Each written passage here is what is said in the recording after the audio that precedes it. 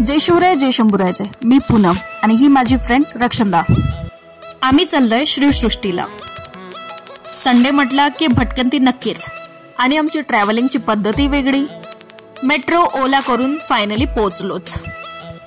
Ticket मी ऑनलाईनच केले होते. मी आले बँड घ्यायला आणि रक्षंदा बसली आहे सूचना ऐकत. फायनली बँड्स भेटले. कोणता ग्रुप भेटला आपल्याला? तिकोना ग्रुप. चला आता. रविवार असल्यामुळे गर्दी खूप होते आणि इथे 20 जणांचा या फिर 15 जणांचा ग्रुप बनवला जाते आणि त्या ग्रुपला नाव दिले जाते गड किल्ल्यानुसार. आमच्या ग्रुपचं नाव होतं तिकोना. जेव्हा महाराज औरंगजेबाला भेटायला दिल्लीला येतात तो प्रसंग इथे दाखवला आहे.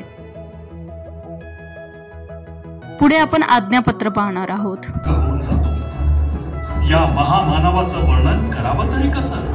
छत्रपती महाराजांचं जीवन शब्दात बांधायचं म्हणजे लिहिणाऱ्याची प्रतिभा ही तशीच विलक्षण हवी. आमच्या आधीच कुणी का केलं नाही? आता आपण जाऊ शस्त्र संग्रहालयात. सर्व सूचना समजून आपण शस्त्र पाहणार. इथे बरेचसे शस्त्र पाहायला मिळणार. खूप सारे शस्त्र आहेत.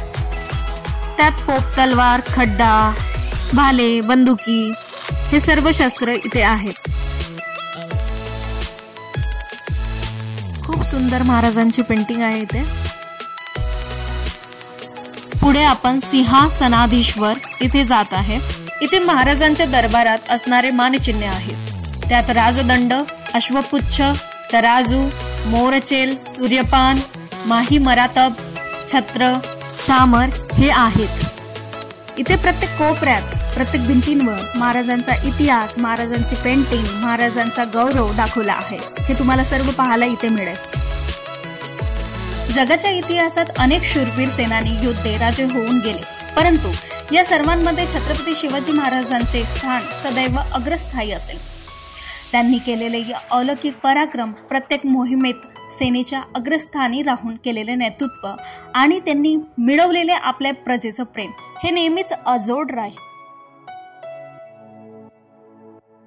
दुर्ग वैभव. इथे प्रत्येक महाराजांचा गड दाखवलेला आहे. तसेच गडाची गाथा शिवसृष्टीच्या कर्मचाऱ्यांकडून आपल्याला ती गाथा ऐकायला मिळते. हा आहे आतला परिसर. चला तर मग पुढे जाऊया.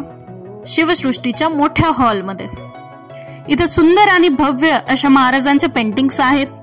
तसेच या दालनात आपल्याला शिवाजी महाराजांच्या स्वतः नेतृत्व केलेल्या काही अपरिचित मोहिमांची माहिती मिळेल.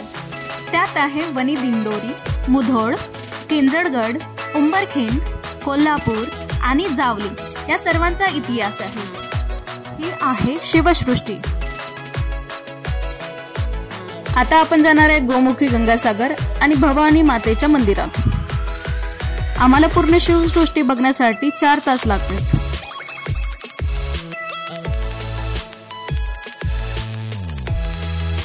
हे आहे गोमुखी गंगासागर आणि हे आलो आपण भवानी मातेच्या मंदिरात. खूप सुंदर मंदिर आहे. भवानी मातेचं दर्शन घेऊन पुढे निघालो. सध्या वेटिंग लिस्ट मध्ये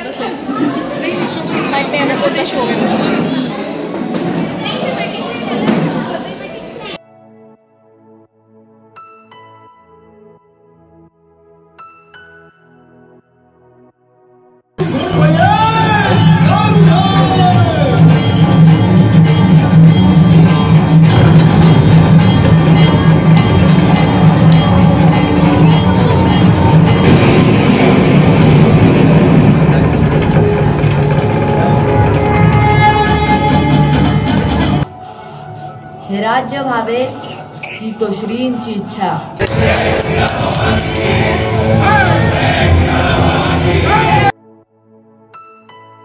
राजे श्री आबासाहेबांचे जे संकल्पित तेच करणे आम्हा सागत्य.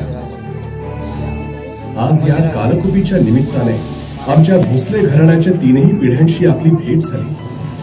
आमचे आजोबा थोरले महाराज साहेब शहाजी राजे, आमच्या आजी जिजाऊ साहेब आणि आमचे आबासाहेब. बाबासाहेबांच्या बद्दल किती बोलावं आणि काय सांगावं. एका समर्थ योग्याचे दोनच शब्द, जाणता राजा.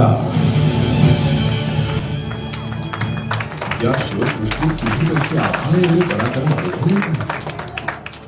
चला तर मग भेटूया नवीन ब्लॉगवर, नवीन व्हिडिओवर आणि नवीन मोहिमेवर. आतासाठी इतकाच.